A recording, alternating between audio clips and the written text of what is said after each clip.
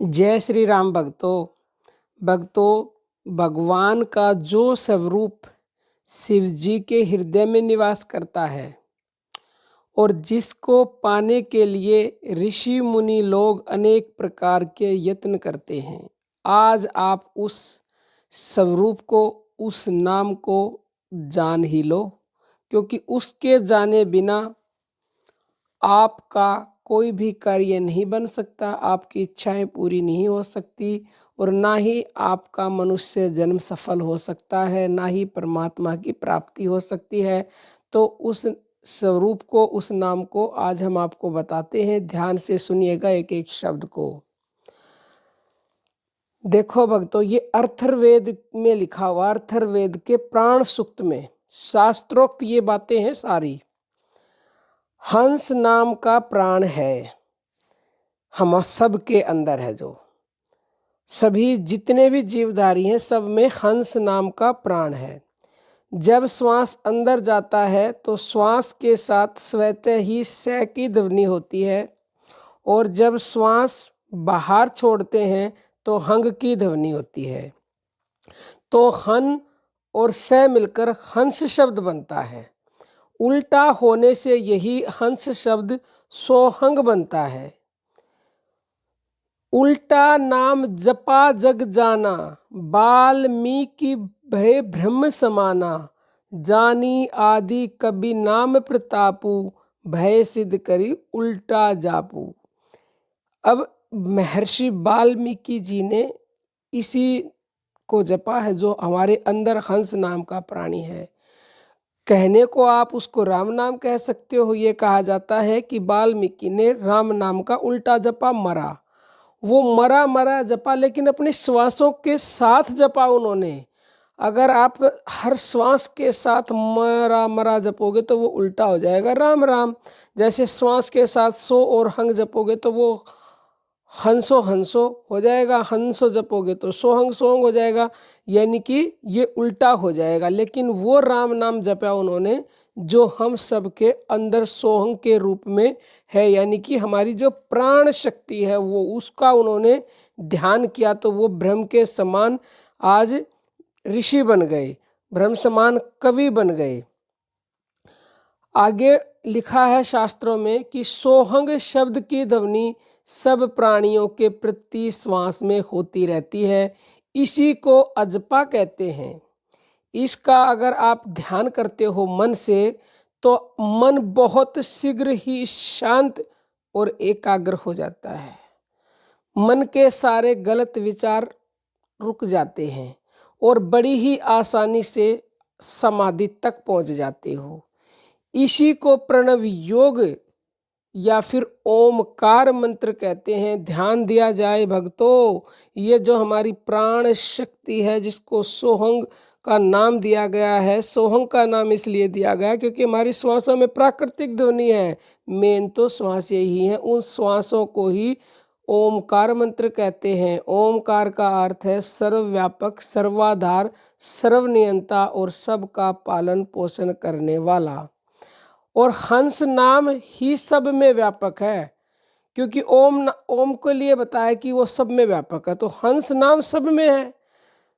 इसी से सब प्राणी जिंदा हैं, सब जीवित हैं।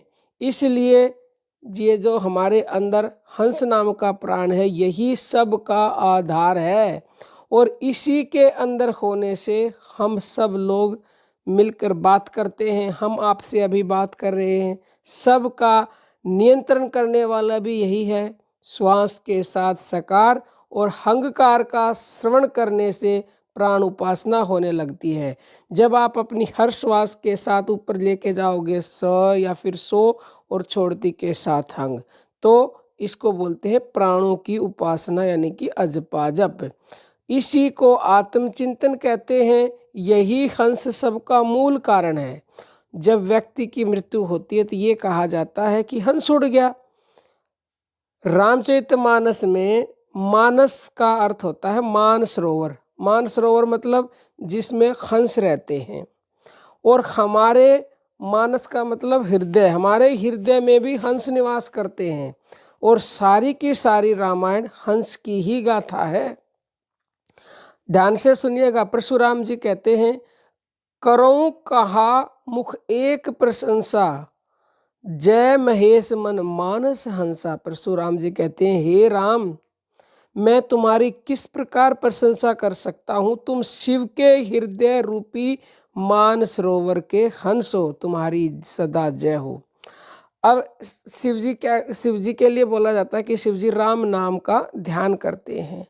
तो कौन से राम नाम का, जो कि प्राण शक्ति, जो हंस नाम का प्राणी सबके अंदर है, उस राम नाम का।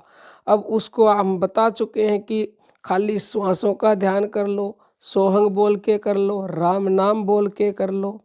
आगे फिर कहा गया से है कि जो स्वरूप बस शिव मन माही, जे ही कारण मुनि यतन कराही, जो भिसुंडी मन मानस हंसा, सगन अगुण जेहि निगम प्रशंसा। जो स्वरूप शिव जी के हृदय में निवास करता है और जिसको पाने के लिए मुनि लोग अनेक प्रकार का यत्न करते हैं, वही काक भुसुंडी जी के हृदय में हंस रूप से निवास करता है। वेद शास्त्र और पुराण इसी हंस नाम की महिमा गा रहे हैं। यानी कि समझो, इसको इशारा किया जाता है इसके लिए। अब शिव जी के हृदय में भी वही नाम है जो कि काक भुसुंडी जी के हृदय में है, और सारे वेद शास्त्र भी उसी की महिमा गा रहे। तो सबके हृदय में समान चीज क्या है, जो आप में भी है, हम में भी है, शिव जी में भी है, राम जी में भी है, कृष्ण जी में भी है। यानी कि जो हंस नाम का प्राण सब में है, वो सभी में है बराबर। तो उसको समझो, उसका ही आपको ध्यान करना है, उस प्राण की उपासना करनी है, उसका मतलब कि जप करना, आते जाते को महसूस करना है। तो फिर आपकी सभी मनोकामनाएं पूरी होंगी, और इसी का ध्यान करने से आप समाधि में पहुंच जाओगे, आप परमात्मा को प्राप्त कर लोगे। कबीर जी कहते हैं कि श्वासों की कर सुमरनी और अजपा को कर जाप, और ब्रह्म तत्व को सार है सोहंग आप ही आप। सोहंग जाप जपोरे भाई, मिट जाए मन दर्पण की काई, श्वास श्वास सुमरो गोविंद मन अंतर की उतरे चंद। यानी कि हर श्वास के साथ आप नाम को जपो, सोहंग मंत्र को। सो और हंग ऊपर जाती सो, नीचे छोड़ती हंग। सोहंग मंत्र जपे नित प्राणी, बिन जिभ्या बिन दांत, और अष्ट पैर में सोवत जागत, कभू न पलक रुकात। इसी सोहंग के लिए कहा गया है कि सोहंग शब्द परमात्मा और भेद भ्रम नहीं लेस, और जाकी महिमा नित भजे वेद शारदा शेष। सोहंग सभी धर्मों के लिए समान है, और वो परमात्मा एक था, एक है और एक ही रहेगा। उसका ना कोई आदि है, ना अंत है, ना उसका किसी को भेद पाया है और ना ही पा सकता है।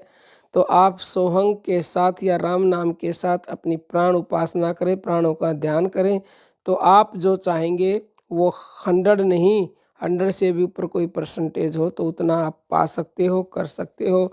बाकी अगर कोई ये कहे कि मैं सिखा सकता हूँ, सिखा कोई नहीं सकता, बताया जाता है। जो संत लोग होते हैं वो इशारा करते हैं, संतों की वाणी अटपटी, जो झटपट लिए लखाए। जो झटपट लिए लखाए तो पल में दर्शन होए।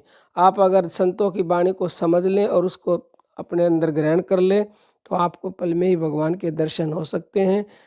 इशारा मात्र किया जाता है, उसको आप समझें। अब हम अपनी वाणी को विराम देते हैं। जय श्री राम भक्त।